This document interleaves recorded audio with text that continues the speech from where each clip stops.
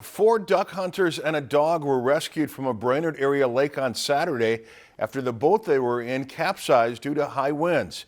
At around 10 a.m. Saturday, the Crow Wing County Sheriff's Office received a call from one of the hunters reporting that the boat they were in had capsized on North Long Lake. The Sheriff's Office was able to locate the 4 hunters and their dog using GPS from the caller's cell phone.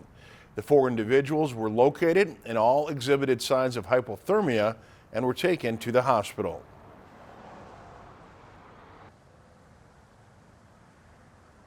All the occupants and the dog were able to make it to shore, but the water temperatures this time of year are starting to get cold, and they were all wearing life jackets, so we give very big credit to the life jackets in aiding them to be able to get to shore. And then they were treated, so they were starting to show the signs of hypothermia. The Crow Wing County Sheriff's Office was assisted at the scene by North Memorial Ambulance and the Minnesota DNR. If you enjoyed this segment of Lakeland News, please consider making a tax-deductible contribution to Lakeland PBS.